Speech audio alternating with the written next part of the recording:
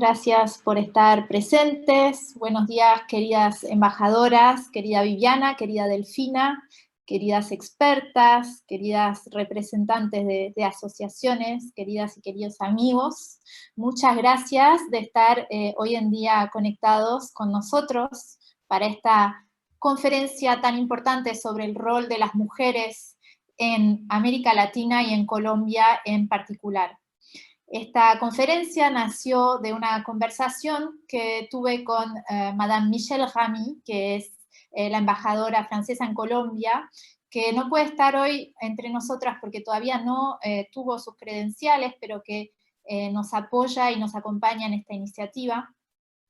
Habíamos tenido una conversación muy interesante sobre el tema del emprendedorismo en Colombia, el rol de las mujeres en el desarrollo económico local, el rol de las mujeres en el proceso de violencia, de lucha contra las violencias y en el proceso de paz.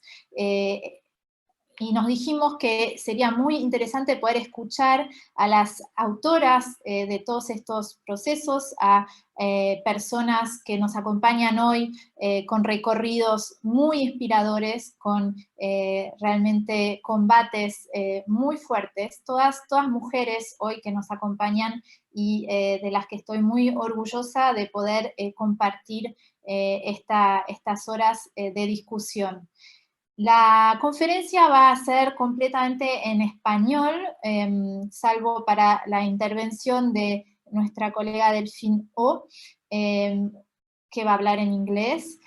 Van a poder los participantes hacer algunas preguntas después de cada panel, van a poder levantar la mano en Zoom y yo les voy a dar la palabra para que puedan hacer algunas preguntas. Sin más, voy a introducir a Delfino, que va a ser nuestra primera intervención. Delfino es especialista de Relaciones Internacionales, es la embajadora más joven de la historia francesa, un orgullo para nosotras todas. Hoy en día es secretaria general de la Conferencia Mundial de la Organización de las Naciones Unidas sobre las Mujeres. Fue antes precisamente diputada, colega mía, pudimos trabajar juntas sobre varios temas, y entonces nos va a contar un poco cuál es su perspectiva sobre este tema, cuál es su trabajo en la organización de esta conferencia tan importante que se está preparando, y cuáles son para ella las prioridades sobre los temas ligados a las mujeres. Delfino, te dejo la palabra, the floor is yours. Gracias, buenos días a todos, and that's about all I can say in Spanish. Thank you very much, Paula. Hello, everybody. Hello, Madam Ambassador, and all my other co-panelists. I very much apologize not to be able to speak in Spanish. I will try to be as good as in English. So my name is Delphine O. I am, as Paula has said, the Ambassador for Women's Rights at the French Ministry of Foreign Affairs, and I'm as well the Secretary General for the Generation Equality Forum, which is the new name of the UN World Conference on Women's Rights. As such, I lead the organization of the largest, most important international gathering for women's rights of the past 25 years. You might remember that the last UN World Conference for Women's Rights happened in Beijing in 1995. So essentially, we, the international community, haven't had a world conference with the whole of the international community since 25 years.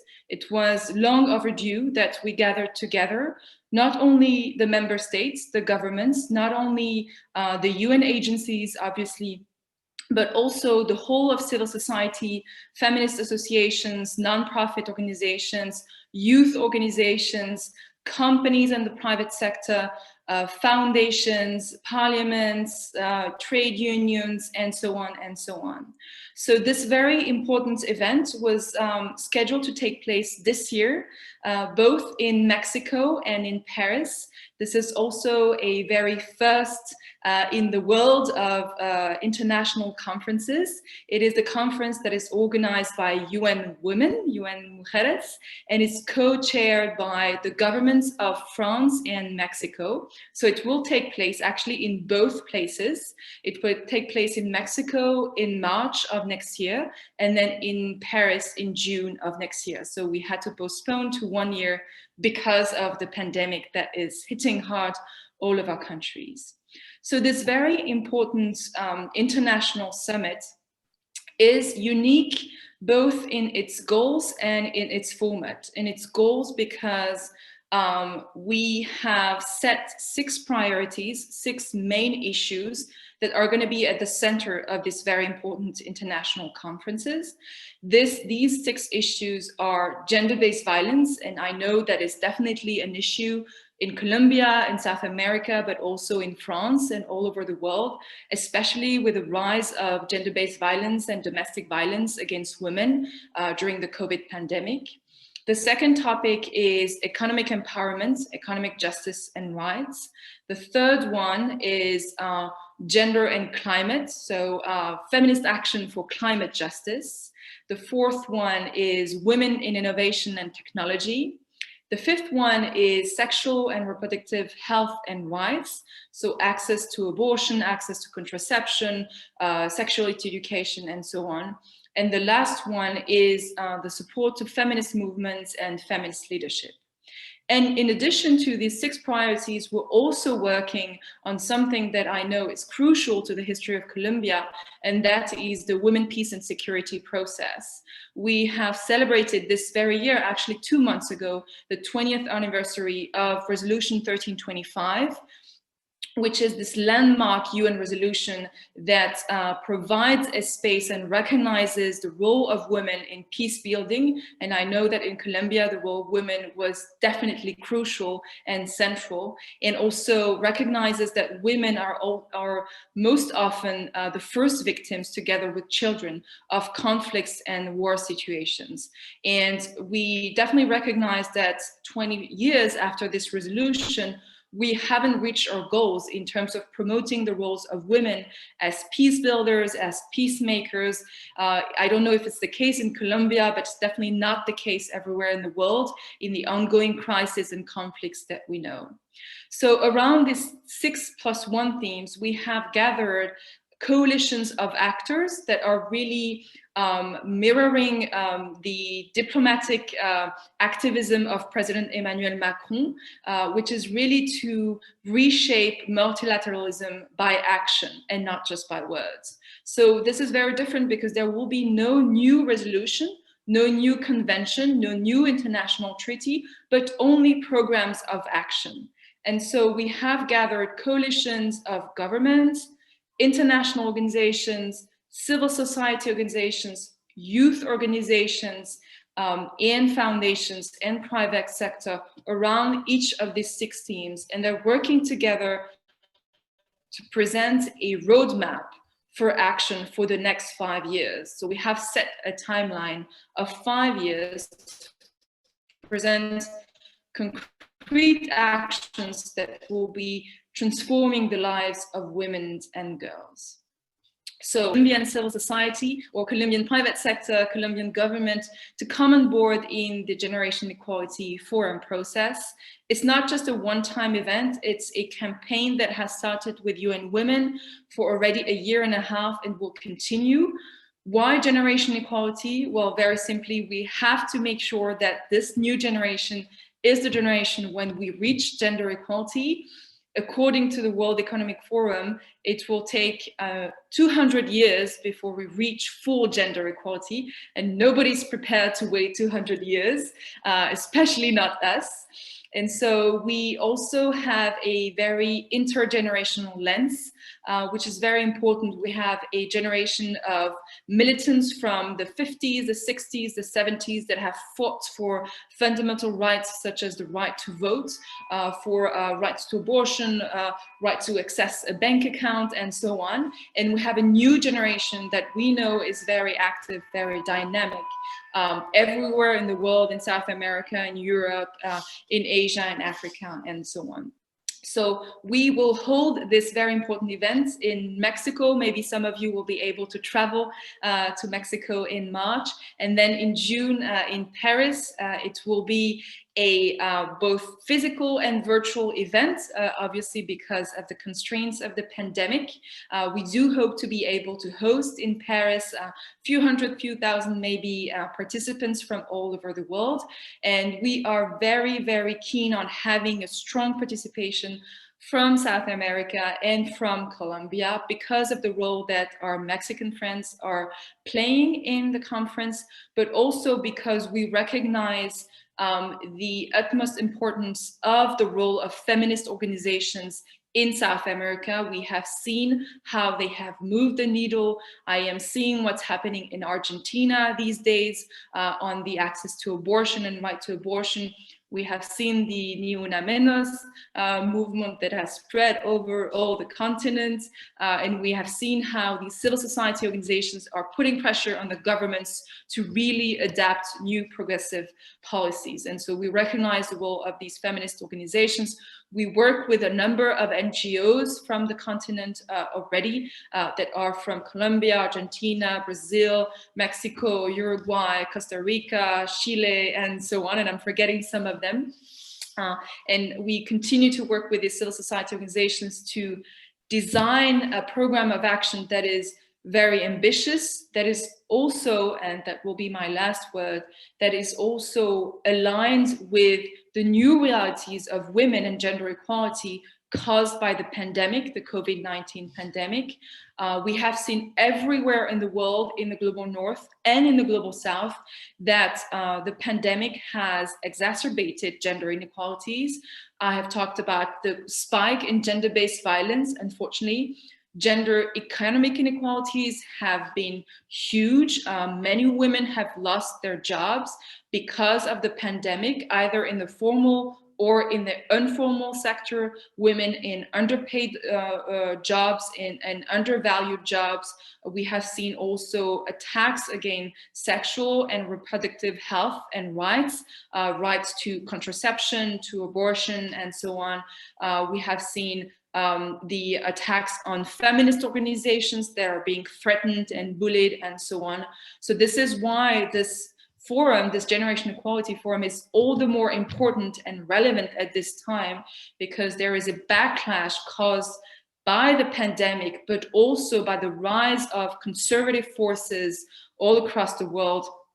Some of them in South America, some of them here in Europe, neighboring countries from France, some of them in North America, and pretty much everywhere in the world.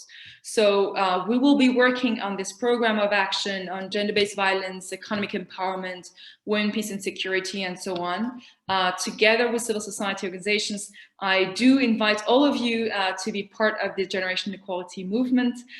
Thank you very much to Diputada Paola Forteza for inviting me and for my co-panelists, and I look forward to the conversation. Thank you. Muchas gracias, embajadora Delphine Ho. Muy interesante todo lo que compartió con nosotros, este llamado a no esperar 200 años para instalar la igualdad entre las mujeres y los hombres, este llamado a participar y a contribuir al trabajo muy importante que está organizando sobre la conferencia en México y en Francia a venir. Espero que todas podamos ser actoras en este trabajo muy importante a nivel internacional. Nuestro segundo testimonio será de la parte de Viviana Morales, embajadora de Colombia en Francia.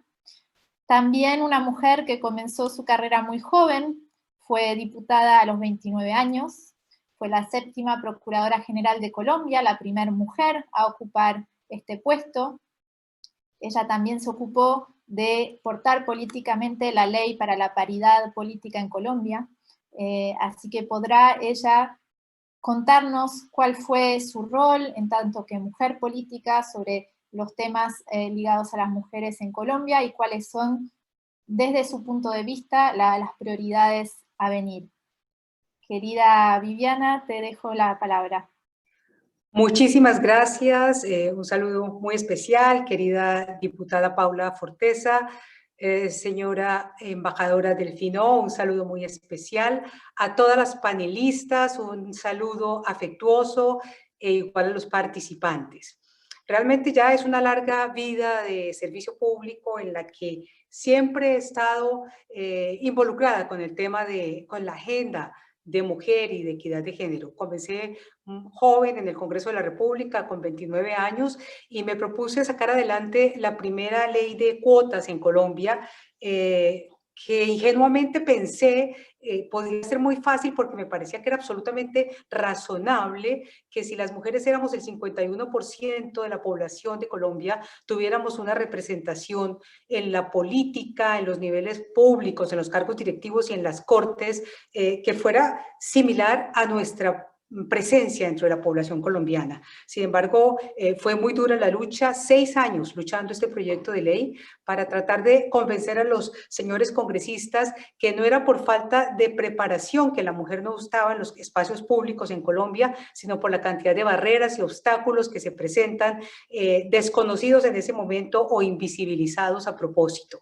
De tal manera que logramos la primera ley de cuotas en Colombia, una de las primeras en América Latina, la ley 581 de 2000, y a partir de ahí no puedo decir que inmediatamente se logró una participación importante de las mujeres, pero se fue abriendo porque lo que pasa con este tipo de leyes y de medidas es que empiezan a ser visibles los problemas, a generar conciencia para que cambien y para que se les dé soluciones.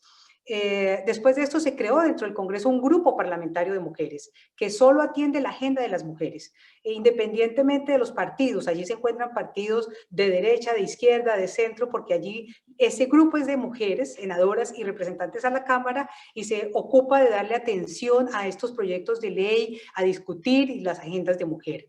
Hoy Colombia ha ratificado todos los tratados internacionales sobre derechos humanos y derechos de las mujeres y ha hecho un progreso significativo en desarrollo de leyes y políticas para promover la igualdad de género y garantizar los derechos humanos de las mujeres.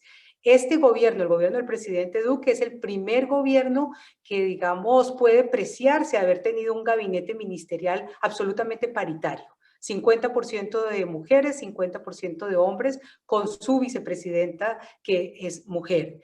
Colombia, esto significó que Colombia mejoró 18 posiciones frente al año 2018 en el ranking de cierre de brechas de género 2020 elaborado por el Foro Económico Mundial. Hoy estamos en el puesto 22.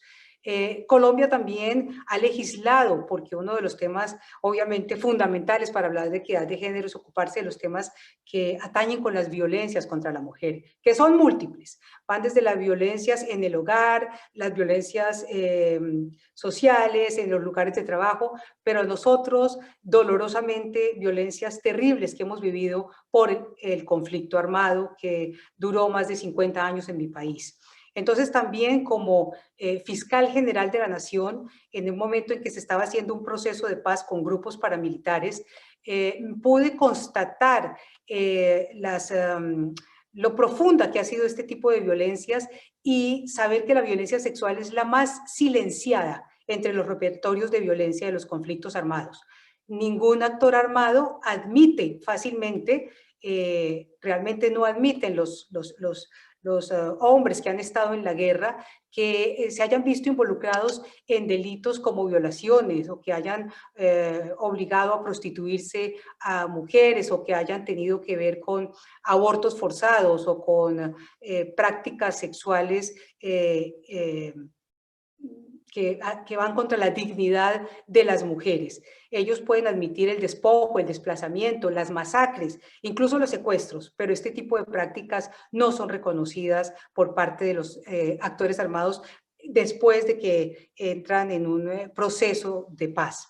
Es cierto que esta violencia es un arma de guerra, pero también se ha empleado con múltiples propósitos, y hoy que estamos implementando un acuerdo de paz que se celebró en el año 2016 con las FARC, pues es un acuerdo de paz que está atravesado por una política de equidad de género y que le da un lugar especial en toda la implementación a las mujeres. El gobierno nacional ha hecho esfuerzos gigantescos porque en esta política de implementación se respete este lugar de la mujer, primero frente a las guerrilleras desmovilizadas. Ha dado en los proyectos colectivos, que son proyectos de reincorporación a la sociedad civil, de 66 proyectos colectivos que vinculan a 2.928 personas, 837 son mujeres. De 1.572 proyectos individuales que han sido aprobados, 422 son para mujeres. El 82.5% de todos los reinsertados, reincorporados, que está conformado por 11.492 personas, el gobierno las ha incluido en un sistema de salud y de pensiones. Dentro de eso, 2.921 mujeres del total de 12.000 personas, porque es el 30% las mujeres desmovilizadas dentro de todo el grupo de desmovilizados. Y frente a las mujeres que han sido víctimas del conflicto, también el gobierno se ha empeñado en hacer reparaciones e indemnizaciones, permitiéndoles el acceso a la tierra, permitiéndoles, se tiene un programa para que en la titularización de tierras, de 65.000 títulos de propiedad, 26.000 estén en cabeza de las mujeres. Y de 118.000 hectáreas que se han dado dentro de estos procesos de reparación, 43.000 hectáreas se han dado a las mujeres rurales, a las mujeres campesinas. Esto es importante señalarlo porque es parte del cumplimiento por parte del gobierno de las obligaciones frente al acuerdo de paz.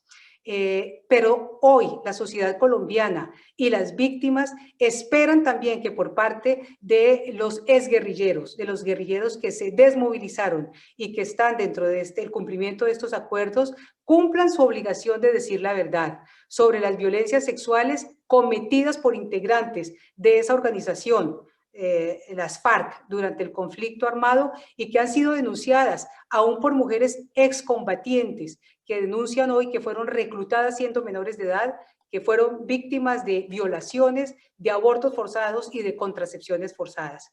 La sociedad colombiana espera que se conozca la verdad por parte de los antiguos combatientes de las FARC, porque este capítulo tan doloroso comienza a ser sanado cuando se diga la verdad. La verdad es el primer eslabón en la cadena de la recuperación de la dignidad plena de las víctimas.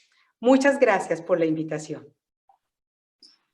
Muchísimas gracias, Viviana, por este testimonio tan movilizador sobre las violencias que han podido sufrir las mujeres durante estos últimos años en Colombia.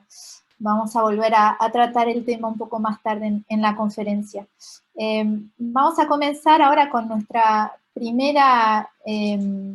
primer panel, que tiene que ver con la lucha de las mujeres contra la precariedad y el rol de las mujeres en el desarrollo económico local en Colombia.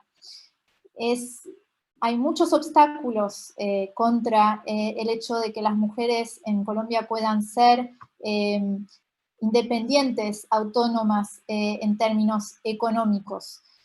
Sabemos que en la región tenemos salarios de las mujeres que son 17% menores que los de los hombres. Sabemos también que en la región, en América Latina, 80% de todo lo que tiene que ver con las tareas domésticas y familiares son cubiertas todavía por las mujeres. Sabemos también que con la crisis del COVID todo esto se empeora, que la pobreza en la región está en explosión, que el sector informal se está desarrollando muchísimo. Pero frente a eso hay una suerte de esperanza, es que en América Latina las mujeres son muy emprendedoras. Es América Latina la la primera región con más mujeres emprendedoras del mundo. En México, en Brasil, por ejemplo, hay la misma cantidad de mujeres emprendedoras que de hombres emprendedores. Es casi único a nivel internacional. ¿Y esto por qué? Evidentemente las mujeres en América Latina tienen recursos, tienen ideas, son muy creativas, muy innovadoras, muy fuertes, pero también es por obligación para luchar contra la precariedad, para escapar al desempleo, para tener acceso a la jubilación. Entonces vemos cómo las mujeres en América Latina, en Colombia, asumen muy fácilmente este rol de jefas de empresa y de tener un rol de liderazgo a nivel económico. Vamos a tener, para discutir un poco sobre estos temas, dos expertas que van a compartir sus ideas con nosotros. Angélica Montes Montoya, que es doctora en filosofía de la Universidad París 8, y que ha trabajado muchísimo alrededor del multiculturalismo político, de la democracia, de todo lo que es ligado al cosmopolitismo criollo. Vamos a tener también a Estela Simancas Mendoza, historiadora, docente de la Universidad de Cartagena, y que trabaja también sobre estos temas ligados al desarrollo económico por parte de las mujeres. Le dejo la palabra a Angélica para que nos pueda hacer un estado de la situación, un panorama sobre estos temas. Muchísimas gracias. Bueno, yo quiero saludar primero a la diputada Paula Forteza y al equipo de sus colaboradoras con quienes hemos organizado esta actividad, porque la diputada siempre ha sido alguien muy interesada y que trabaja en torno a estos temas desde hace rato, ¿no? Saludar cordialmente a las dos personas que me preceden, a Delfín O, a Vivian Morales, y por supuesto a las personas que hablarán después de mí, Estela Simanca, Diana Ojeda, Yamile Roncancio, Cecil Decon y la senadora Victoria Sandino.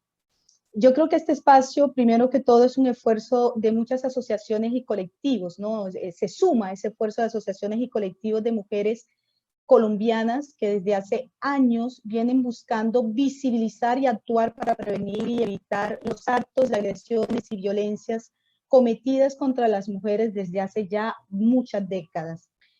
Yo quiero comenzar esta breve intervención diciendo que en realidad yo no me catalogo como experta en el sentido en que desde la investigación se puede denominar una especialista de género o una feminista, pero con el paso de los meses y del tiempo me he dado cuenta que es necesario que todas las mujeres, sin que se inscriban en esas categorías, desde su locus de enunciación, en tanto que mujeres, también puedan tener la palabra y se expresen y de alguna manera se comprometan con estos temas, que no son temas de las mujeres para las mujeres, sino que son constituyen un tema prioritario para la sociedad, en este caso colombiana en general, ¿no? El tema que nos convoca hoy dejó de ser hace mucho tiempo una problemática privada de los hogares, de parejas, y se ha convertido en un problema público, un problema de salud, de derechos humanos. Y por eso creo que es pertinente no perderlo de vista.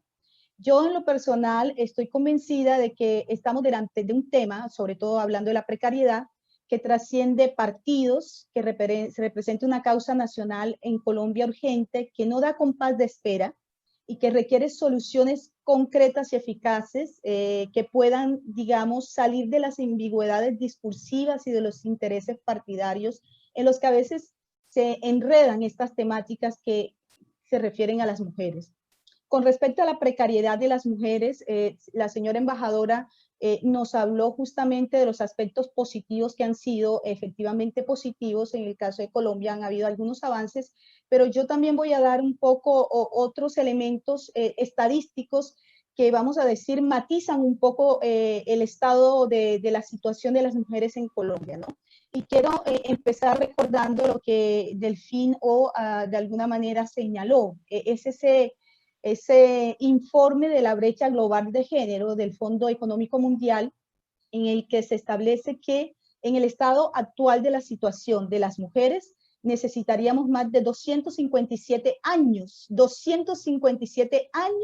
antes de cerrar la brecha de la inequidad entre hombres y mujeres, ¿no? La razón, yo creo que la razón es un poco obvia. Los progresos existen, pero han sido lentos, y peor aún, han habido retrocesos en lo que se refiere a la participación de las mujeres en la fuerza del trabajo, en la fuerza laboral, ¿no? Y en ese sentido, la situación de Colombia, la situación de precariedad de las mujeres en Colombia es bastante delicada y llega a tener una correlación un poco preocupante con la violencia intrafamiliar, ¿no? Sin entrar en cifras que nos enredan un poco la cabeza, quiero, sin embargo, dar algunas de esas cifras que no vienen de asociaciones, vienen del mismo Departamento de Estadísticas Nacionales del DANE de Colombia, ¿no? El equivalente del INSEE en Francia, quien explica en el último informe que se titula Mujeres y Hombres, Brecha de Género en Colombia, de este año, que 3 de cada 10 mujeres colombianas de más de 15 años no cuentan con ingresos propios, a diferencia de 1 de cada 10 hombres en Colombia, ¿no? Lo que se traduce en una tasa de desempleo de las mujeres que llega al 23% con respecto a las del hombre, que es de 13% en Colombia. Sobre esa totalidad existen entre las jóvenes de 18 y 24 años una situación particularmente preocupante, ¿no? En la que para ese grupo de mujeres cuando entran al mercado laboral, en particular para ese grupo de mujeres jóvenes, hay una diferencia en el pago salarial de menos 12% con respecto a sus homólogos hombres, ¿no? En ese mismo informe del DANE, yo repito, son las cifras oficiales, se establece que mientras que el 10% de los hombres adultos carecen de un sustento económico propio, las mujeres se encuentran en 27-28% de mujeres adultas se encuentran en esa situación. Es decir, las mujeres están 3 veces más en riesgo de no tener un sustento económico propio, lo que agrava también lo que mencionaba la diputada, la dificultad del emprendimiento, ¿no? Igualmente se explica que el panorama es muy diverso en Colombia, como en muchos países, ¿no? Esa situación que yo acabo de mencionar del acceso a recursos propios es mucho más, digamos, preocupante en las zonas rurales, en donde se llega a 35-38% para las mujeres y solo 7% de los hombres, ¿no? La tasa de desempleo, también las mujeres están muy afectadas por este fenómeno. Las jóvenes de menos de 18 años tienen una tasa de desempleo de 20%, los hombres la tienen de 11%, las mujeres entre 18 y 20 años tienen una tasa de desempleo de casi 23-24%, los hombres de un 13%, ¿no? La precariedad económica también varía en materia de la tasa de desempleo, ¿no? No es lo mismo las mujeres en zonas rurales, en zonas urbanas. En el caso de las mujeres en zonas municipales estamos hablando de 13-14% de desempleo, los hombres están en 8%. En las zonas rurales estamos hablando de 9% de desempleo, los hombres tienen 3% de desempleo. Y así, a lo largo y ancho de este informe, encontramos una serie de cifras que matizan un poco los avances que han sido mencionados hace unos minutos por nuestra señora embajadora, ¿no? Las mujeres sin escolaridad en Colombia perciben 38% menos que los hombres entradas económicas, 37% menos que los hombres que se encuentran en la misma situación. Yo lo que quiero mencionar, dando todas estas cifras que les estoy dando, es que tenemos una situación de vulnerabilidad económica en Colombia que no facilita la situación de cuidado de las mujeres y de, digamos, empoderamiento y desarrollo de políticas, digamos, fuertes y eficaces en materia de protección de la mujer, ¿no? Las condiciones económicas de las mujeres colombianas que forman parte de los estratos más bajos del país siguen siendo bastante delicados y las cifras de nuevo ahí son muy dispares entre la zona y otra, no es lo mismo en el Chocó que en el Caribe, que en los llanos. Y sobre ese tema, mi colega Estela Simanca va a hablar, por lo que yo prefiero dejarle la palabra a ella cuando entre a hablar de casos concretos como el Caribe colombiano, ¿no? Las varias violencias psicológicas, físicas, sexuales a los cuerpos femeninos hace parte de una lógica de comportamiento en Colombia naturalizada que se ha puesto en un orden de lo normal. Se ha banalizado estos hechos y se ha posicionado en un discurso casual de la calle, en la familia, en la prensa, en los espacios del trabajo, incluso en los discursos políticos.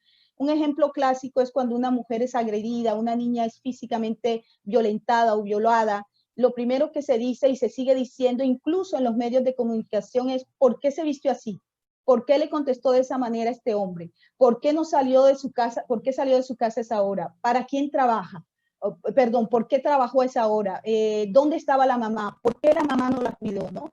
Esas son formas de expresarse que ponen el dedo acusador de nuevo en los sujetos femeninos, a quienes, además de ser las víctimas, se les considera las actrices activas de su desgracia, ¿no?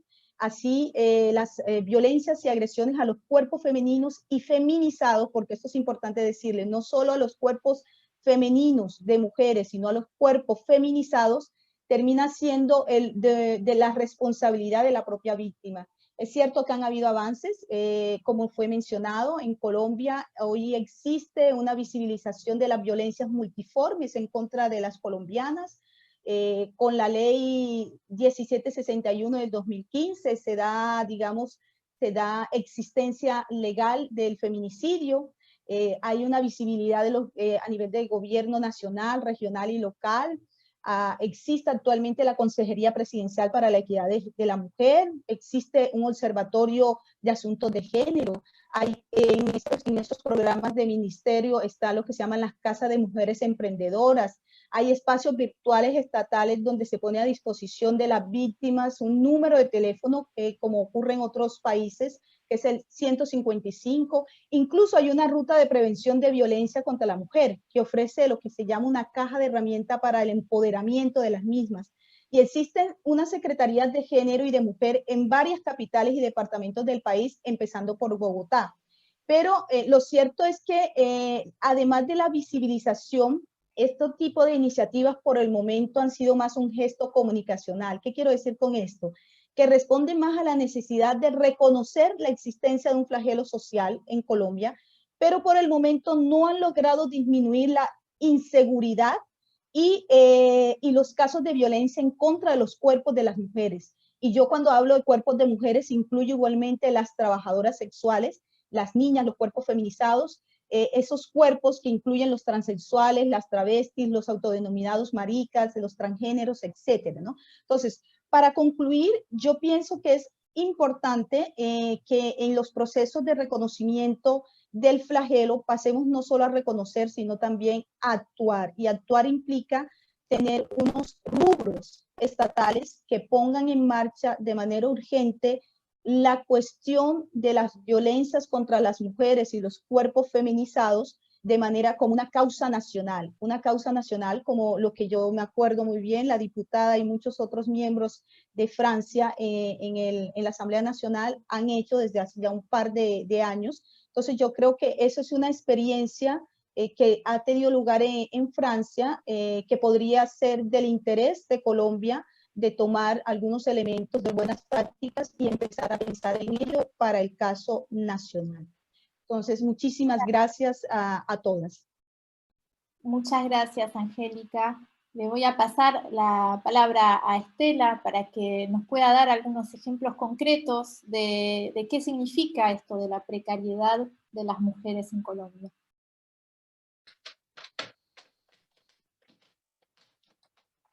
Bueno, muy buenas tardes.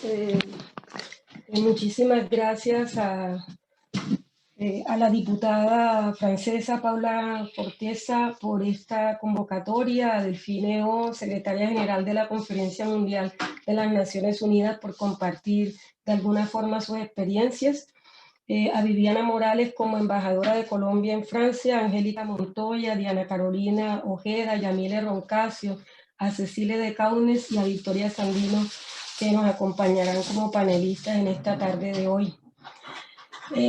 Si bien a mí me correspondió en este primer panel hablar de la precarización económica de las mujeres, que la entiendo en plural porque son social y sexualmente diversas en el mundo y en nuestro país en particular, y quiero retomar algunas palabras de la embajadora nuestra de Colombia en Francia, la doctora Viviana Morales, que si bien señalaba como un avance en términos de discriminación positiva la ley de cuotas, lamentablemente si eso uno lo cruza con la variable de clase y género, tendríamos que decir que no pasaría a la prueba la ley de cuotas y la discriminación afirmativa en términos generales no sería positiva si miramos que en el Congreso de la República, por lo menos en términos de la representación de la población afrodescendiente e indígena, me quiero referir en particular al Congreso de la República, conformado por 102 senadores y 166 representantes, cuenta con solo 2 mujeres afrodescendientes entre sus 52 integrantes del género femenino. En toda su historia en la rama legislativa han participado 6 mujeres afrocolombianas. Entre las 418 curules para asambleas departamentales, solo hay una delegada que representa esta colectividad en San Andrés y Providencia. Y de las 108 alcaldesas existentes en Colombia, 11 son afrodescendientes. Y hablo precisamente desde el pueblo que de alguna forma hago parte como mujer negra y periférica del Caribe colombiano, en los departamentos del Chocó 6, Cauca 2, Antioquia 1, Nariño 1 y Atlántico 1, a niveles de consejos municipales en los 10 departamentos que según el DANE tienen mayor población afrocolombiana. 487 curules son ocupadas por mujeres y solo el 11.9% son afrocolombianas, es decir, 58. La brecha en el acceso al poder sigue siendo todavía muy grande en términos de las mujeres afrocolombianas. Por eso hablo de las mujeres en plural, socialmente diversa, y donde entra la variable raza y clase a complejizar un poco el asunto, porque no se trata simplemente de traspasar las barreras de cristal que se le imponen a las mujeres blancas y mestizas que puedan llegar a ser partícipes de esa ley de cuota, cuando efectivamente a la mayoría de las mujeres afrodescendientes, en términos de la desigualdad educativa, que corresponde también a las consecuencias de un racismo estructural, no les permiten realmente romper ese techo de cristal. Y eso no quiere decir que ya tengamos pues mujeres en el Senado, y para eso pues yo sé que de alguna forma nuestra senadora Victoria Sandino dará vida cuenta cuando en su momento a ella le corresponda intervenir. Entonces quiero ir directamente ahorita sí al tema que me ocupa, que es la precarización laboral. Según unos estudios recientes, Angélica ya se había referido a las estadísticas del DANE. Yo voy a retomar alguna de ellas en particular, pero quiero referirme más a los que tienen que ver en los escenarios en los que yo me muevo. Yo me muevo en 2 escenarios, en el escenario académico investigativo, y también me muevo en el escenario de las organizaciones de base de mujeres diversas en Cartagena, en la mesa del movimiento social de Cartagena y Bolívar. Y según estudios recientes del 2019 del Grupo de Género y Economía de la Universidad Javeriana, desde antes de la actual pandemia COVID-19 se viene presentando una feminización más acentuada de las condiciones de pobreza y desempleo. Nadie discutiría esa tesis porque, por supuesto, si nos vamos a la cifra de desempleo que arroja este Grupo de Género y Economía de la Universidad Javeriana, en la que yo soy administrativa de la coordinadora de la maestría de estudios afrocolombianos, señala que el desempleo para las mujeres llegó a ser un 66% más alto que los hombres. Y según el último informe del mercado laboral del Departamento Administrativo Nacional de Estadística del DANE, que citaba muy bien Angélica en su intervención, la tasa de desempleo en el país de las mujeres durante el mes de enero de del 2019 fue de 16.9%, mientras que la de los hombres fue el 9.8%. Además de mayor desempleo abierto, las mujeres se ubicaban en sectores en donde las oportunidades laborales están precarizadas, es decir, comercio, los servicios domésticos y cuidados de hogares como fábricas de vestidos. Con respecto al total de la población ocupada, según la Agencia de Información Laboral, continúa la tendencia de la participación de las mujeres en actividades económicas e históricamente feminizadas, como en el sector de servicios comunales y sociales, con un 66.3%, intermediación financiera con el 57.5% y en el comercio, hoteles y restaurantes con un 50.8%, lo cual refleja una visión social de la función de cuidado asignado a las mujeres expresadas en el mundo laboral, con el agravante de que 2 de estos 3 sectores presentan altas tasas de informalidad, es decir, 4.2%, 18.2% y 78.3% respectivamente. En la posición ocupacional de trabajadores familiares sin remuneración, el 64% son mujeres. Esas cifras son escandalosas. Además, las mujeres dedican por día en promedio 7 horas 14 minutos al trabajo del cuidado en el hogar, mientras que los hombres dedican 3 horas 25 minutos. Para el año 2019 en Colombia la informalidad laboral por acceso a salud contributiva, según este mismo informe, pensión y riesgos laborales fue de 65.7% y las mujeres son un reflejo de esta precariedad con una tasa similar de 65.1%. Esto es mujeres ocupadas, pero que están excluidas de otros sistemas básicos de seguridad social, siendo paradójico que ellas, nosotras, me incluyo, que han ejercido labor de cuidado, servicio de trabajo doméstico, porque no necesariamente las que solamente se dedican a este tipo de trabajo, sino aquellas que se les tienen que compartir el servicio, las labores de cuidado con las que corresponden con las actividades de profesionalización en una doble responsabilidad.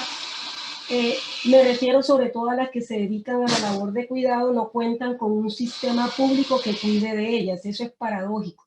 De hecho, en el análisis de posición ocupacional de los datos ofrecidos por el DANE, las mujeres representan el 94% de la posición de trabajadoras domésticas, es decir, 624.000 mujeres dedicadas a esta labor. Un trabajo de los más precarizados e invisibilizados, donde solo el 38.8% está afiliado al régimen contributivo de salud, el 17.6% a un fondo de pensiones y el 16% a riesgos laborales. De acuerdo, por supuesto que esta cifra se complejiza si estamos hablando de población desplazada. La embajadora se refería también a la población de mujeres reinsertadas. De acuerdo con datos del Departamento Administrativo Nacional de Estadística del DANE, en Colombia solo 2.982.224 personas se reconocen como afrodescendientes y la cifra evidencia una reducción del 30% cuando se contabilizaron 4.311.757 afro. ¿Por qué traigo estos datos aquí? Porque lamentablemente con estas estadísticas del DANE ahí hay una borradura muy grande de población afrodescendiente y habría que mirar en cuánta población de mujeres no se borra en este censo del 2018 y cuántas de ellas se dejan de contar, y por eso hablo de complejizar un poco estas cifras que señalaba del DANE y del Grupo de Género y de Economía de la Universidad Javeriana, que en el 2019, para el 2019, señalaba esta cifra, pero que para agosto del 2020 señalaba que un total de 1.7 millones de mujeres que habían engrosado el conjunto de desempleados en comparación con el mismo mes del 2019. Y se estima que un total de 1.4 millones de mujeres más se encuentran ocupadas en oficios domésticos en comparación con los datos previos a a la pandemia. O sea, nadie discute esta tesis de que las carencias de oportunidades cobran factura más con mujeres que con los hombres y que, por supuesto, en las condiciones actuales derivadas de la pandemia, las circunstancias han empeorado más para las mujeres porque las actividades en las que se concentra, que señalé previamente, son las más afectadas por la pandemia. Eso nadie lo discute. Pero la categoría de género, quiero señalar de manera enfática, es insuficiente para explicar la precarización laboral si esta no se imbrica y complejiza con categorías de análisis que generan múltiples formas de opresión que devienen también de la colonialidad, como la clase, la racialización y la sexualización. Tomar solo la categoría de género aplana, homogeniza y descomplejiza la precarización económica y laboral y las condiciones de vida que enfrentan de modo distinto y atraviesan mujeres racializadas empobrecidas en dinámicas urbanas, mujeres ruralizadas en territorios fronterizos, en condiciones de migración y sexualmente diversas como las trans y lesbianas y aquellas que vienen de múltiples formas de violencia en el marco del conflicto armado. Para entonces preferir aplanar a través de estadísticas que posicionan más que todo la categoría de género desde una lectura hegemónica, blanquillo, mestiza, burguesa y heterosexual que no logra recoger y complejizar la precariedad económica y laboral que atraviesan estas múltiples corporalidades y subjetividades. Por eso prefiero en el análisis de esa precarización económica hablar de imbricación o interseccionalidad de estas categorías que producen opresión sobre mujeres diversas, introducir la perspectiva de la interseccionalidad porque nos permiten construir una geopolítica particular y lugarizaciones como posiciones de sujetas y sujetes en el territorio. Pero también es necesario matizarlas en lo regional, dado que la implicación de esta categoría no generaría los mismos resultados en un análisis en perspectiva regional. Entonces me referiré a tesis de que imbrican estas categorías y para terminar, Gracias. Sí. Vaya, Sí. puede concluir. Y a énfasis en los efectos de la... ¿Cómo? ¿Qué me decías? No, que le quería escuchaba. seguir concluyendo porque tenemos varias panelistas que tienen que seguir después.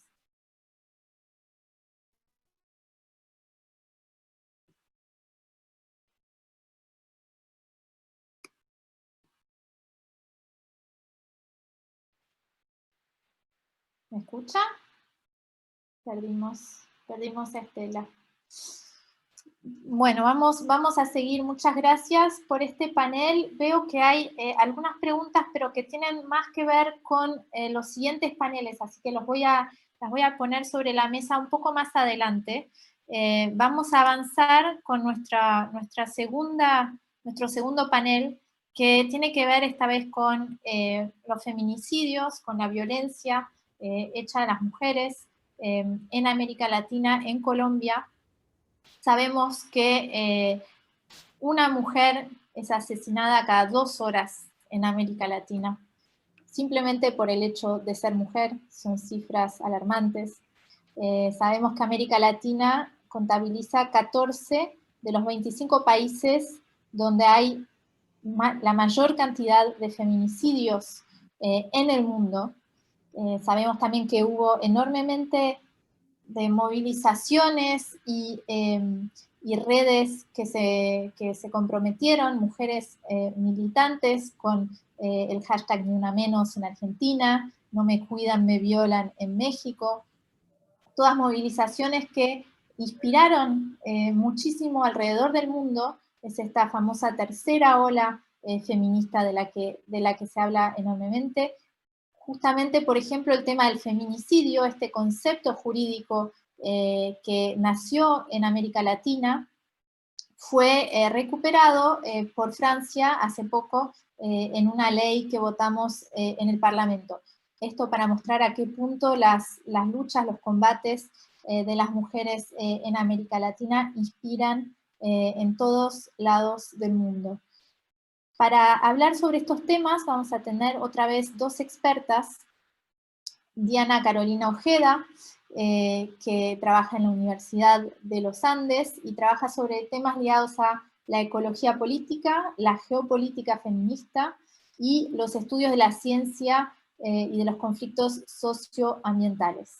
Vamos a tener también a Yamila Roncasio, directora de la Fundación Feminicidios, que ha sufrido ella misma la violencia sexual, fue víctima de violencia sexual y inició en 2018 el observatorio El Conteo que no queremos hacer, para recoger datos y contar la historia de estos feminicidios. Le doy la palabra entonces a Diana Carolina Ojeda para que nos explique un poco cuál es el estado de esta cuestión hoy en día en Colombia. Bueno, muchas gracias. Quiero agradecer por la invitación y es un gusto para mí compartir este panel con Yamila Roncancio, a quien admiro montones por su trabajo, su activismo. Yo no le voy a quitar tiempo a ella, así que trataré de ser muy breve y voy a tratar de añadir pues algunas perspectivas que creo que son importantes para pensar el tema de feminicidios y transfeminicidios en un país como Colombia, en un contexto como el actual, agravado por la pandemia, como ustedes han señalado, y como incluso si tenemos en cuenta las dinámicas en América Latina y a nivel mundial de ascenso de esta violencia contra las mujeres, Colombia sigue siendo un caso, digamos, a resaltar con unas dinámicas particulares. Entonces voy a mencionar 3 puntos brevemente que tienen que ver con la sistematicidad de esta violencia, que a pesar de que, digamos, tengamos ganancias en el papel, ganancias en la ley, como muchas otras batallas que nos hemos dado las mujeres feministas y las personas feministas en Colombia, no las hemos ganado, digamos, en la calle y en las prácticas cotidianas. Entonces creo que resaltar esa sistematicidad, que no se trata de un acto extraordinario, que no se trata además de un accidente, ni se trata además de falta o debilidad del Estado, sino que está conectado con dinámicas mucho más grandes.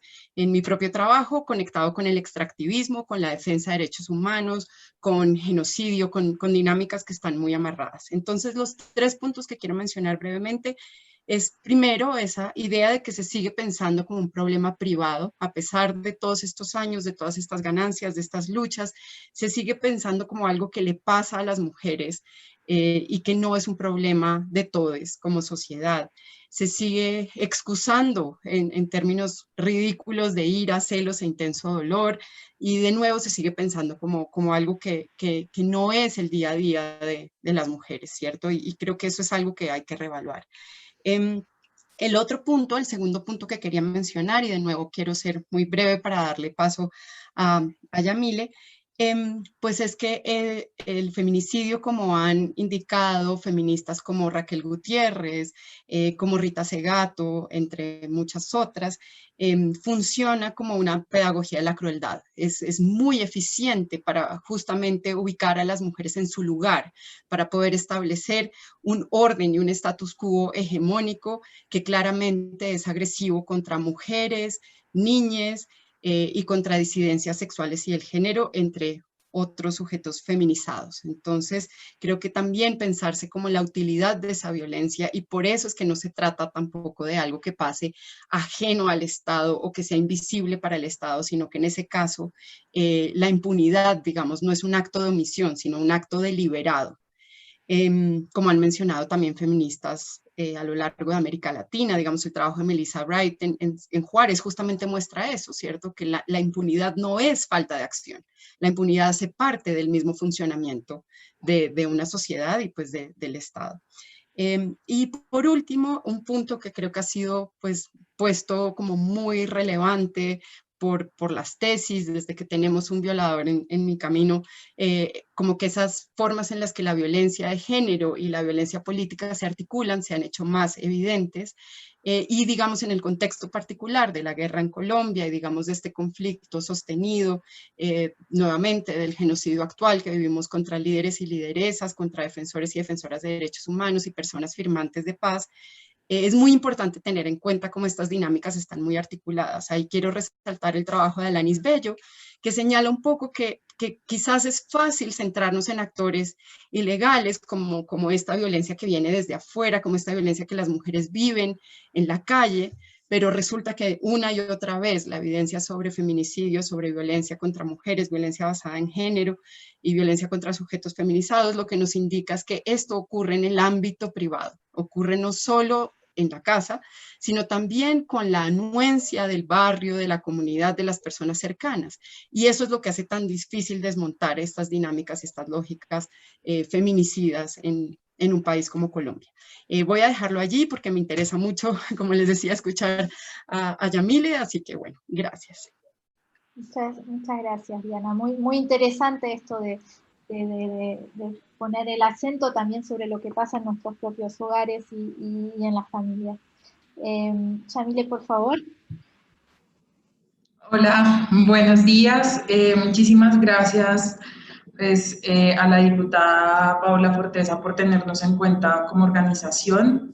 Yo siempre tengo que iniciar diciendo que yo soy solamente la directora, la creadora, pero que no detrás, sino al lado, tengo un equipo de 50 voluntarias en todo el país, a quien, como siempre, les agradezco profundamente darse esta lucha, acompañarme un poco en esta decisión un poco precipitada que tuve en mi vida por lo que se mencionaba como víctima de violencia sexual.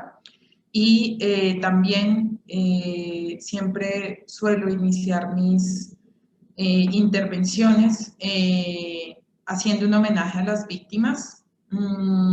Esta semana ha sido terrible en Colombia en materia de feminicidios.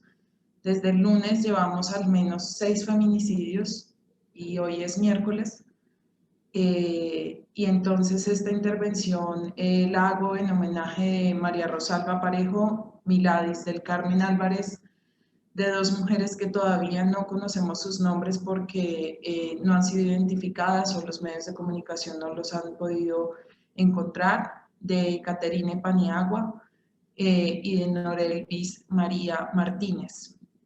Una de estas mujeres víctimas tenía tan solo 17 años, ya era madre de un niño de 3 años, entonces en homenaje a ellas es esta intervención.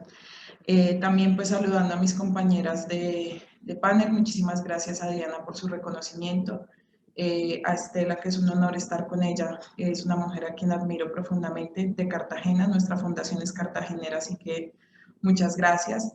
Y bueno, empezaré la intervención haciendo una pregunta, y es ¿por qué el feminicidio? ¿Y por qué el feminicidio? Porque en recientes días, lastimosamente, parece que el mundo fuera hacia atrás y ya encontramos personas, incluso mujeres también, y hombres que cuestionan el hecho de que exista un tipo penal como el feminicidio y también que niegan algunas formas de violencia específicas. El feminicidio, desde nuestra perspectiva, más allá del derecho penal, si bien yo soy una abogada, trato de alejarme lo más posible de la visión jurídica y de la comunicación jurídica.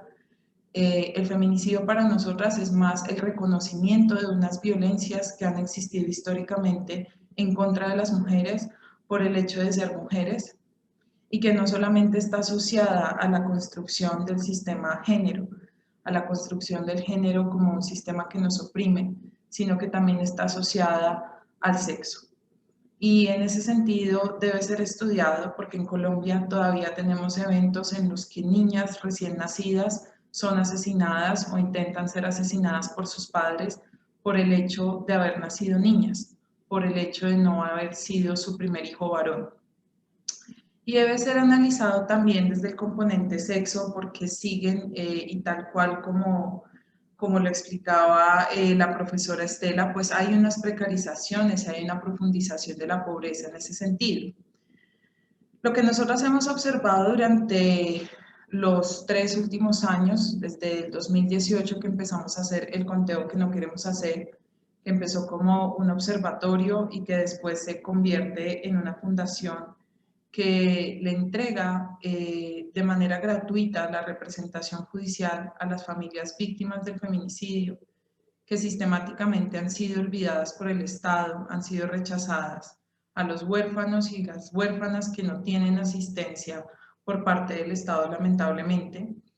Pues lo que nosotros hemos querido explorar, más allá de las cifras, que si se requiere, pues las diré. En este año llevamos al menos 206 casos de feminicidio, 122 ocurridos en zona urbana, 84 en zona rural y al menos 125 casos de tentativa de feminicidio, 89 de ellos nuevamente en zona urbana y 34 en zona rural. Y hago mención a eso porque hay un prejuicio y es pensar que realmente la violencia feminicida se ve más en las zonas rurales que en las zonas urbanas. Ese es un prejuicio que tienen las personas y hay que desmontarlo. No es así. En las zonas urbanas hay más feminicidios y hay más recrudecimiento del feminicidio. Pero volviendo a ese punto, pues el feminicidio está asociado a un asunto de hipersexualización, de explotación y de cosificación y de la forma en la que somos vistas las mujeres en la sociedad. Desde nuestra perspectiva, el feminicidio en Colombia específicamente no ha podido ser combatido porque como sociedad y especialmente los departamentos en los que más se registran casos de feminicidio, que son Antioquia y Valle, no hemos querido cuestionarnos las formas en que somos observadas las mujeres. ¿Y cómo son observadas? Y quiero hacer énfasis en estos dos departamentos. ¿Cómo son observadas las mujeres de Antioquia y Valle? Históricamente como mujeres que sí o sí tienen que ser mujeres bellas dentro del estereotipo que se ha creado de lo que es una mujer bella, ¿no? Se han impactado con formas estéticas propias de una cultura, si se quiere. Yo siempre he tenido muchas dudas si debería mencionarse así, de la cultura narco, ¿no? Son mujeres que históricamente han sido utilizadas como trofeos por parte de bandas criminales, como trofeos por parte de narcotraficantes. Y por supuesto, interviene un asunto que le agradezco profundamente a la embajadora que lo haya mencionado, y es el asunto del conflicto armado y cómo en el marco del conflicto armado los actores armados han obligado a las mujeres a prostituirse. Y cuando una sociedad permite la cosificación de las mujeres, cuando nos observan solamente como figuras bellas, como figuras que somos las mujeres trofeos, como cosas, y sobre todo cuando una sociedad permite que a las mujeres, a las adolescentes y a las niñas se les compre, porque Colombia históricamente, así en las cifras no esté, ha sido un país negacionista de la trata de personas y ha sido un país negacionista de la explotación sexual, así la veamos, en cada esquina y en cada lugar, con mujeres, adolescentes, incluso niñas y mujeres trans. Cuando una sociedad permite que a las mujeres se les compren, el paso para que la sociedad normalice, como lo ha hecho el feminicidio, es muy corto. Y en ese sentido yo siempre hago un ejemplo, y es que pues, si yo compro una botella de agua, yo puedo hacer con esa botella de agua lo que yo quiera, porque es mi botella de agua, porque yo la pagué. Cuando yo permito que a las mujeres se les compre, es muy fácil que se entienda que pueden ser asesinadas. La mayoría de las mujeres en Colombia son asesinadas por sus exparejas y sus parejas. Lo último que se les dice a las mujeres antes de ser asesinadas por estos hombres, y lo sé porque he estado sentada en el mismo salón con feminicidas y he tenido la oportunidad de hablar con ellos, es: si no es mía, no es de nadie. Y eso suena a un cliché, pero no es un cliché, verdaderamente lo verbalizan. Es la apropiación absoluta sobre la mujer, porque es una cosa que no puede tener un proyecto de vida autónomo, porque es algo que le pertenece a ese varón. Y como se ha normalizado, y digamos en el aspecto o en el punto que toca Diana Carolina inicialmente, que es muy cierto, y es: esto no es un asunto privado, esto es un asunto público, ¿no? Que es una cosa que repetimos continuamente desde la fundación, es: los feminicidios no son un asunto de mujeres, ¿no? Son un asunto de la sociedad. Este no es un asunto mío, no es un asunto de ustedes. Y los únicos que pueden prevenir un feminicidio son los hombres. Un poco la apuesta que hemos hecho nosotras desde la fundación es decirle al Estado y a la sociedad: dejen de hablarnos a nosotras, Dejen de decirnos que identifiquemos las señales.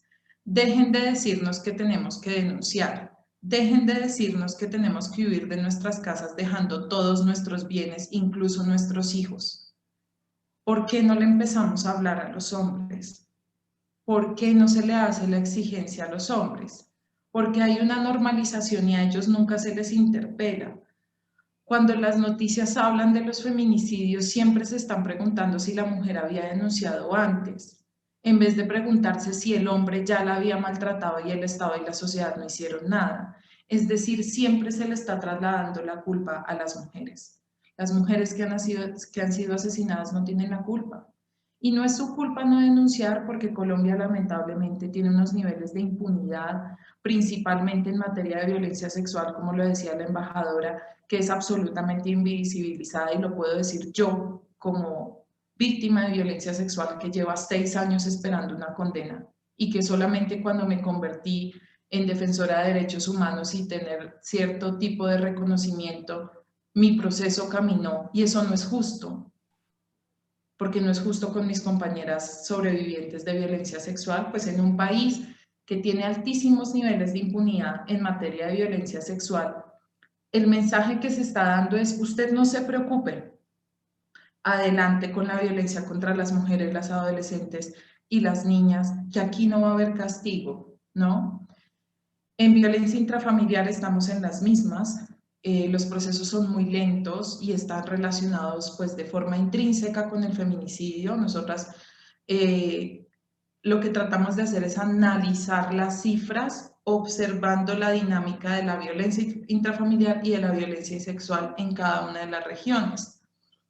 Y en ese orden de ideas, pues el Estado no avanza en esa necesidad de atenderlo de forma más rápida. Y otro asunto que quería abordar, olvidé poner mi cronómetro, así que no sé en cuántos minutos voy. Creo que ya debo ir cerrando según los cálculos mentales que yo trato de hacer. Es un asunto de recrudecimiento en el que yo quiero poner pues un acento, sobre todo porque pues estamos en una conversación con personas que tienen capacidad de decisión. En este año en Colombia, 3 mujeres han sido asesinadas, incineradas vivas. Y estamos volviendo a las prácticas del ácido. Recién acabamos de registrar una tentativa con ácido. La violencia se está recrudeciendo. Hemos tenido casos que verdaderamente yo hoy no tengo la capacidad de narrar porque me sobrepasan, sobre todo porque se trata de niñas. Y verdaderamente necesitamos que la sociedad deje de ignorarlo y que se movilice, porque en Colombia siempre hay movilización y no quiero que se entienda mal, pero siempre que hay violencia contra cierto tipo de actores o de personas, la sociedad se moviliza, la sociedad sale a las calles.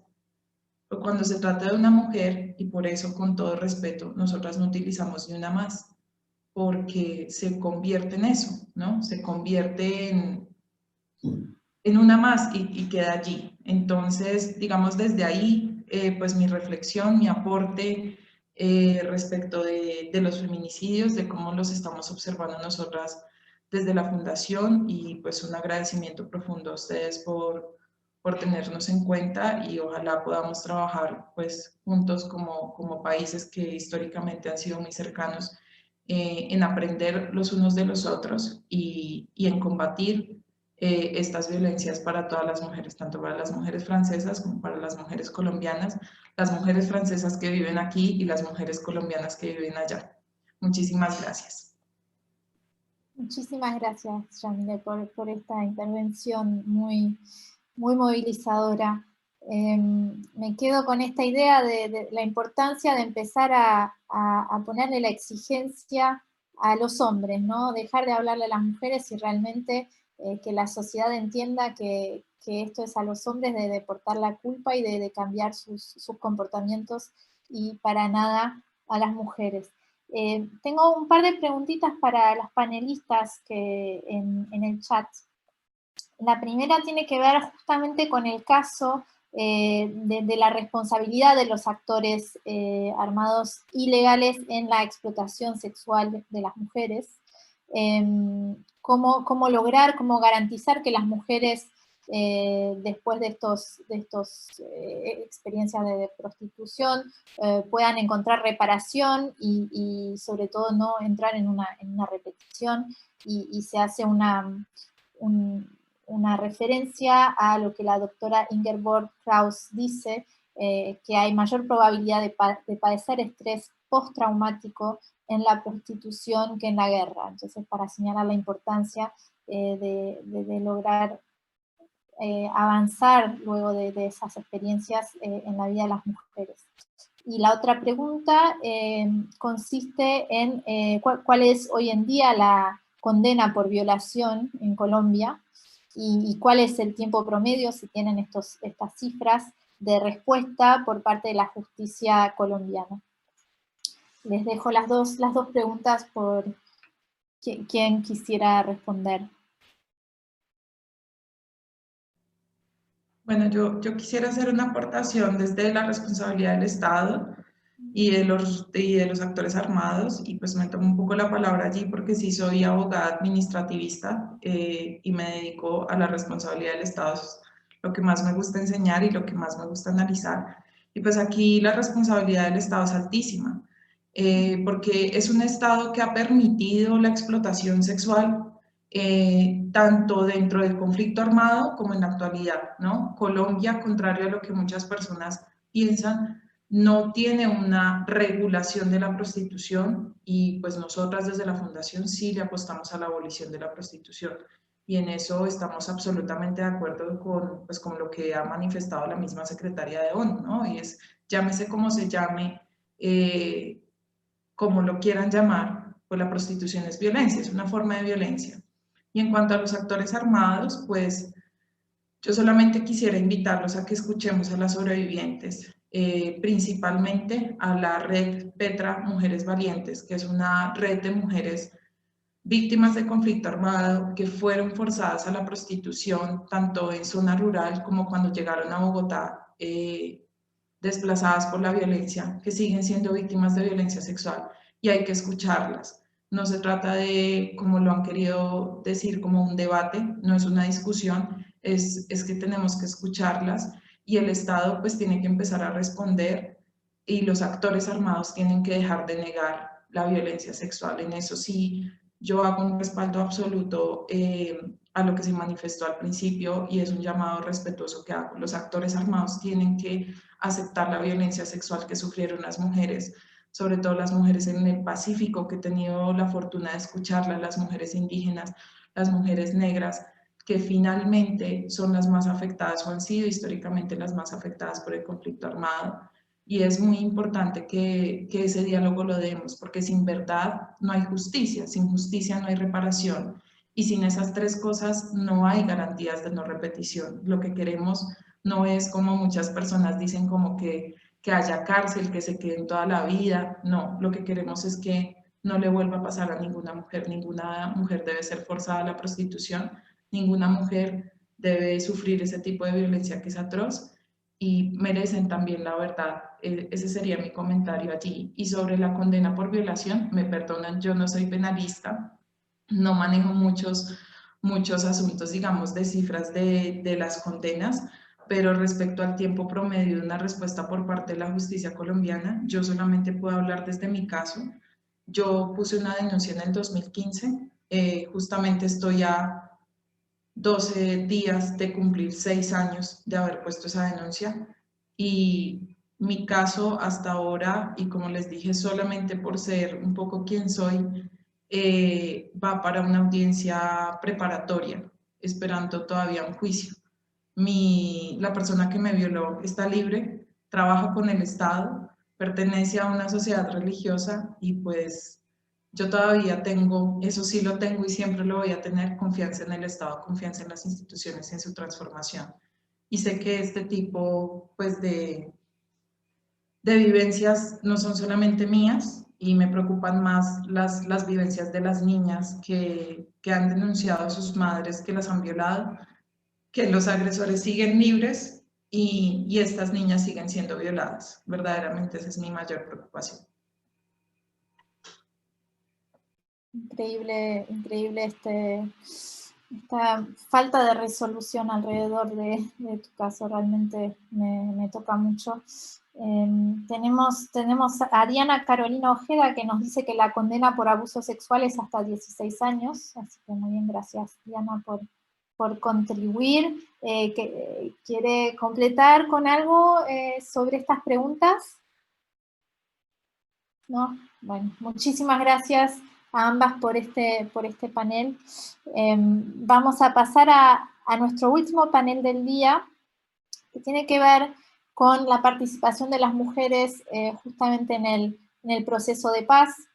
Como lo mencionaba en la introducción del FINO, estamos celebrando los 20 años de la adopción por las Naciones Unidas de una resolución, la resolución 1325, que preconizó poner a las mujeres, darles a las mujeres un rol preponderante en estos procesos para que puedan ellas también luchar contra las violaciones de los derechos fundamentales y obrar para acceder a más justicia y a luchar contra las discriminaciones. Hubo enormemente de análisis y estudios que se han hecho. Uno, por ejemplo, sobre 98 acuerdos de paz, que revela que cada vez que las mujeres han podido participar en estos acuerdos, es en esos momentos en que las temáticas de las mujeres han sido tomadas en cuenta. Este estudio también revela que sobre 82 millones de dólares que se han distribuido en las, digamos, colaboraciones bilaterales ligadas a los procesos de paz, solo 0,2% de esta ayuda fue atribuida a organizaciones trabajando sobre el tema de las mujeres. Así que estamos muy lejos de un verdadero involucramiento todavía de las mujeres y de un rol preponderante como lo propone la ONU. Sobre estos temas tenemos también dos expertas que van a compartir con nosotras sus experiencias. Victoria Sandino, senadora afrocolombiana, integrante de la delegación de las FARC a Cuba durante las negociaciones de paz. Y tenemos a Cécile Decon, que es asesora internacional de la parte firmante del Acuerdo de Paz ante el Consejo de Seguridad de las Naciones Unidas. Victoria Sandino, por favor, le dejo la palabra. Diputada, muchas gracias a usted, un saludo cordial, por supuesto que a todas las compañeras que han antecedido a este panel, por supuesto a la secretaria general, a la embajadora, cordial saludo, pues esperando que todos estos abordajes que estamos haciendo desde las mujeres en particular puedan tener pues tal como usted lo expresaba ahorita en el marco de la resolución 1325 y en la garantía de la participación de la paz o de la participación de las mujeres en la construcción de la paz. Sobre todo escuchando aquí pido excusas porque estoy en un recinto público y entonces tengo que estar con algunas medidas de bioseguridad, por lo tanto me toca estar con esta careta, que es bastante incómoda para todas y para todos, creo yo, pero que las nuevas condiciones nos obligan a tenerla de esta manera. Escuchaba a las compañeras que antecedieron la palabra y por supuesto está la convicción absoluta, permanente, de por qué las mujeres debemos ser actoras principales en la construcción de la paz. Quisiera de manera breve señalar mi nombre tal como usted lo dijo, Victoria Sandino, soy afrodescendiente, mi familia es negra, tengo identidad negra, producto del conflicto, he tenido una militancia política revolucionaria de muchos años, producto justamente de ese conflicto en nuestro país, es que me vinculé a la lucha armada, donde participé 24 años en la lucha armada. Estuve en el año 2013 en la mesa de negociaciones hasta la firma del Acuerdo de Paz en La Habana, y pues hicimos un esfuerzo sobrehumano para que pudiera incorporarse el enfoque de género en el Acuerdo de Paz. En esta ocasión quisiera abordar específicamente lo que está relacionado con las acciones concretas que hemos venido adelantando en materia de género, especialmente desde del proceso de reincorporación de las mujeres. En ese sentido, quiero expresarles que desde el mismo momento en que nosotras estábamos en La Habana, ya discutíamos, las mujeres, la delegación de paz que estábamos allí, ya discutíamos cómo iba a ser ese proceso de reincorporación, porque teníamos grandes preocupaciones que hoy, 4 años después, por supuesto que se han materializado. En esa dirección, desde el mismo año 2017, elaboramos una estrategia integral de reincorporación para las mujeres exguerrilleras. Y en esa estrategia, pues incorporamos alrededor de unas 7 líneas de acción que están ligadas al tema de la reincorporación económica, política, social, cultural, en materia de seguridad, en materia de defensa jurídica también y de prevención de violencias. Esas son a grandes rasgos estas líneas, propuesta construida por las compañeras en un debate importantísimo de participación en general. Realizamos también decirle que las mujeres exguerrilleras hemos estado en una actividad permanente, hemos sido actoras principales en este escenario, no siempre visibilizada, no siempre recogida nuestras iniciativas, pero sí con el apoyo de la cooperación internacional, con el apoyo de las organizaciones de mujeres de Colombia, hemos podido de alguna manera lograr reunirnos. Así fue como el año pasado realizamos el primer encuentro nacional de mujeres a mitad de año, en junio del año pasado, donde 428 mujeres en proceso de reincorporación hicimos este encuentro para poder discutir sobre nuestras realidades, y también a finales del año pasado pudimos realizar el Encuentro Nacional de Masculinidades, porque comparto lo que ya habían expresado. Aquí el tema de la violencia contra las mujeres no basta con que hablemos de una política pública y una política de Estado, sino que también está involucrado la cultura que tenemos que erradicar, que es la cultura machista, la cultura patriarcal. Por eso hemos hablado, hacemos talleres con los hombres en los territorios, porque una de las actividades que más nos afectan en este momento está relacionado, por supuesto, con la violencia. La violencia política que nos asesina, que nos masacra, donde han asesinado a 6 mujeres de los 240, casi 250 de nuestros compañeros y compañeras firmantes de paz, pero también la violencia basada en género, es decir, la violencia machista y patriarcal. Para eso hemos lanzado justamente la semana pasada, acabamos de lanzar la campaña Vivas para visibilizar el aporte de las mujeres en proceso de reincorporación, pues en la lucha por la eliminación de la violencia contra las mujeres en general. Así que hoy hablamos de feminicidio, de violencias, hablamos de la paz.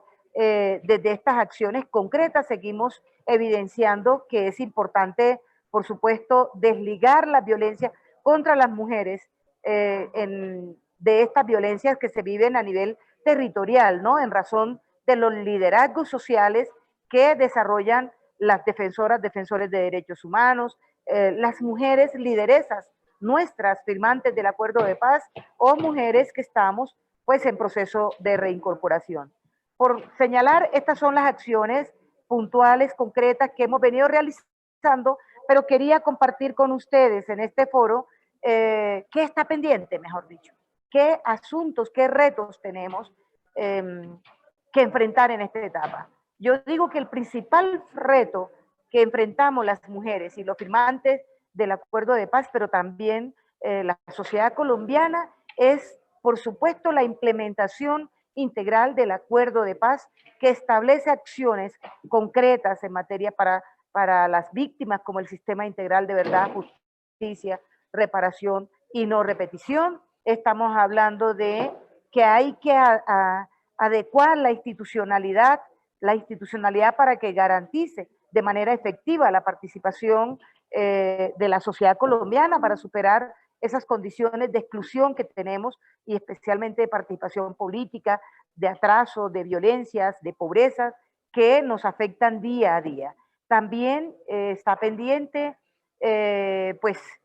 un aspecto que no fue tratado de manera directa en el acuerdo de paz y está relacionado con la economía de cuidado y las labores de cuidados que son fundamentalmente asignadas a las mujeres. Existe una incertidumbre en los territorios frente al tema de seguridad, a tal punto que muchos de nuestros compañeros y compañeras han tenido que desplazarse de estos territorios y en esa medida pues no hay unas condiciones de seguridad adecuada a los grupos armados, agentes del Estado. O sea, aquí son muchos los que nos vienen asesinando semana a semana y pues la situación, hay una incertidumbre muy grande, para las mujeres también.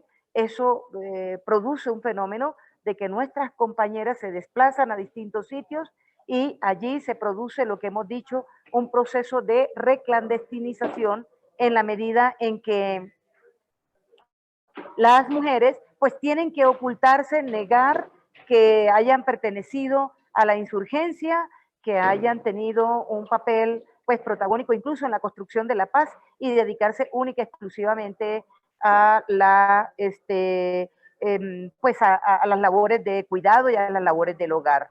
Ahora finalmente quisiera compartir con ustedes, o sea, qué hacer ante esta situación tan compleja, tan difícil, por la cual estamos atravesando. Yo creo que lo primero, como lo dije, el reto mayor y lo que debemos abordar en esta etapa, por supuesto, es el cumplimiento integral del acuerdo de paz, porque eso nos permitiría superar estas condiciones de exclusión, de atraso, de violencia en que vive nuestro país. Colombia no puede seguir por el despeñadero de la guerra, no puede seguir en estas condiciones en que nos ha tocado vivir, precisamente porque tenemos que abordar hechos como los que han venido tratándose aquí en los paneles anteriores. Por supuesto, el segundo aspecto que consideramos de vital importancia son las garantías de seguridad para todas y todos, para los líderes y lideresas, para las personas defensoras de derechos humanos y para los firmantes del acuerdo de paz. Nosotras y nosotros seguimos comprometidos pues en poder salir adelante, en sacar adelante este proceso, porque creemos en la paz de Colombia, creemos en es necesario asignar recursos para que puedan ser invertidos en los territorios, pero en estos tres aspectos quería yo señalar que es de vital importancia y que se requiere la acción urgente del Estado colombiano en todo su conjunto, pero también el apoyo, el acompañamiento de la comunidad internacional. Muchísimas gracias, diputada, por esta convocatoria tan importante. Muchísimas gracias, Victoria, y escucho el llamado a la colaboración internacional, que es muy importante, y aquí estaremos si nos necesitan. Cécile Decon, la palabra es suya. Muchas gracias, Paula. Buenos días, ¿me escuchan bien? ¿Sí? ¿Funciona bien? Sí, buenos días, buenas tardes a todos. Bueno, quisiera primero iniciar agradeciendo a Paula Forteza, diputada francesa de los franceses en América Latina y el Caribe, que además es doblemente mi representante porque yo vivo en Bogotá y soy francesa del Caribe, entonces es perfecto. También es un honor para mí intervenir después de personas tan importantes, inspirantes como la secretaria general del FINO y la embajadora Vivian Morales y todas las expertas que acaban de compartir un contenido que me pareció excelente, muy valioso, importante, entonces les agradezco a todas y un saludo a todos los participantes. Voy a ser breve Para terminar, bueno, yo soy Cécile Ducourn, abogada francesa, y desde poco asesoro para su estrategia internacional, especialmente ante el Consejo de Seguridad de Naciones Unidas en Nueva York, la parte firmante FARC del Acuerdo de Paz, que tiene autoridad y legitimidad para compartir al mundo entero su comprensión de la implementación del Acuerdo de Paz, 4 años después de la firma del dicho acuerdo entre las Fuerzas Armadas Revolucionarias de Colombia y el Estado colombiano. Quisiera mencionar que este acuerdo, como lo saben, es uno de los hechos políticos más significativos de las últimas décadas en Colombia, no solo por haber cerrado un ciclo de confrontación armada con esta organización guerrillera y generado un proceso de reincorporación a la vida civil, pero sino por permitir también la puesta en marcha de un conjunto de reformas encaminadas todas hacia transformaciones estructurales de mayor alcance, y entre ellas este capítulo de género conocido en el mundo entero, negociado por entonces Madame Victoria Sandino y su equipo, que nos hace el honor también de acompañarnos hoy. De los 20 procesos de paz estudiados por Naciones Unidas en el marco de la resolución 1325 del Consejo de Seguridad, solamente el 9% de las delegaciones que participan en las negociaciones de paz en el mundo son mujeres. 9%, que es muy poco. El 4% de los signatarios de los acuerdos de paz son mujeres. Y no se conoce hoy, en diciembre de 2020, una sola mujer jefe de negociaciones de paz. Y entonces en las mesas de negociaciones, donde se toman decisiones críticas en la reconciliación, en la gobernanza, después de un conflicto, las mujeres no están representadas, aunque sí son la mitad de la población. Entonces, las FARC han dado con el Estado colombiano un espacio considerable en el tema de género durante las negociaciones en Cuba. Los acuerdos de paz firmados son conocidos como los más ambiciosos en el mundo desde este punto de vista de la protección de las mujeres y de la población LGBTI. Victoria Sandino y su equipo han incorporado 143 medidas de género en todo el acuerdo final de paz para brindar herramientas para que las mujeres puedan ser reconocidas y reparadas a la vez que alcanzan mayores niveles de equidad social, económica y política. La paz se firmó en Colombia y se firmó con mujeres en Colombia, pero se tiene ahora que implementar, y es posiblemente el paso más delicado y complicado de la historia, pues es el paso que ya estamos viviendo a 4 años de la firma.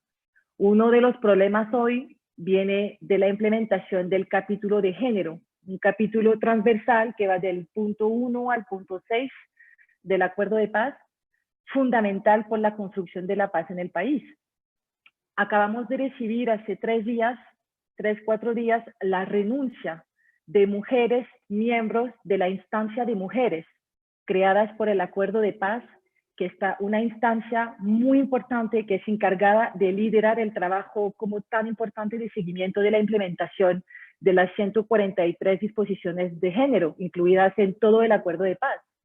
Estas mujeres han renunciado hace algunos días porque esta instancia, porque la instancia la más importante de Colombia, que es la CECIVI, que llamamos la CECIVI, que es la Comisión de Verificación, que es la única instancia bipartita del país, no funciona, que está compuesta de 3 delegados del gobierno, en presencia de Emilio Archila, el consejero presidencial, Alicia Arango, la ministra del Interior, y Miguel Ceballos, que es el comisionado para la paz, ¿sí? Y 3 delegados por parte FARC del gobierno. Y esta instancia no funciona cuando es frente a ella, que la instancia de mujeres justamente debería presentar cada 2 meses sus preocupaciones y su comprensión de la situación. Entonces, para funcionar, esta CECIVI, esta comisión bipartita, está esperando una participación más activa del gobierno, compuestos por estos altos funcionarios. Y el disfuncionamiento de la CECIVI, entonces, provoca el disfuncionamiento de la instancia de mujeres.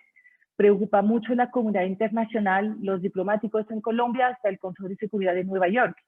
Esta comunidad internacional, que hay que agradecer, que hace un papel fundamental para apoyar, acompañar a las mujeres colombianas en el proceso de paz, a identificar justamente los problemas que son normales en la implementación de un acuerdo y que se pueden solucionar y permiten a las mujeres colombianas tener una voz internacional y compartir en vivo sus preocupaciones y hacer recomendaciones concretas como se hacen hoy.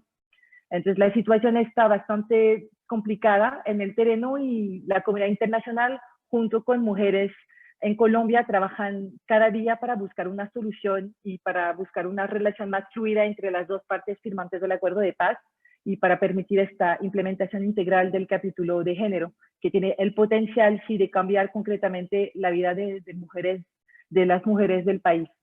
Y yo paro aquí, muchas gracias por permitir esta invitación y dejo la palabra a Paula. Muchas gracias a todas y todos. Muchísimas gracias, Cecil, muy interesante toda esta experiencia.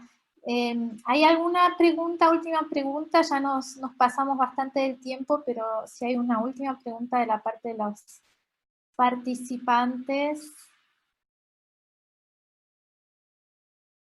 Bueno, voy a concluir agradeciendo a todas por esta participación realmente muy interesante, muy fuerte, muy apasionante escucharlas con, digamos, sus combates cotidianos, sus recorridos personales muy ricos.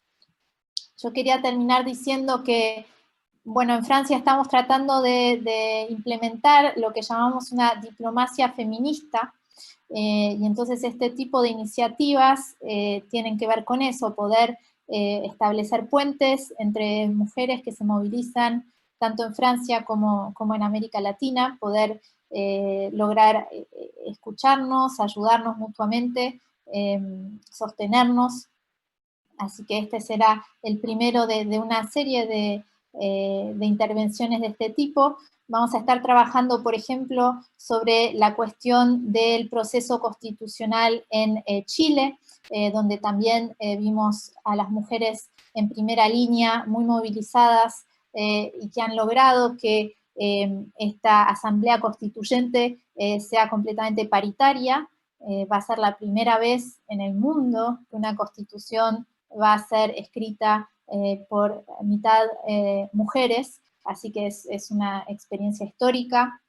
Vamos a organizar seguramente una conferencia alrededor de esto, y estamos siguiendo muy de cerca también las luchas en Argentina para poder legalizar el aborto allá. Es una discusión que vuelve recurrentemente en Argentina, ya es la 8ª vez que se va a estudiar el texto y que se va a debatir. Esperemos que esta vez sea la buena. También estaremos haciendo intervenciones y conferencias sobre este tema. Para terminar, quería decir que también es muy importante que para que los combates de las mujeres sean escuchados, que las mujeres se comprometan políticamente y que logren tener puestos de responsabilidad. Evidentemente hay que ir más lejos en todo lo que es política de paridad y política de cuotas. En América Latina estamos bastante avanzados sobre este tema en comparación con el resto del mundo, pero sí también es necesario que demos ganas a todas las jóvenes que nos siguen para seguir el camino que cada una de nosotras tratamos de trazar con nuestros, digamos, nuestros compromisos y nuestras luchas cotidianas.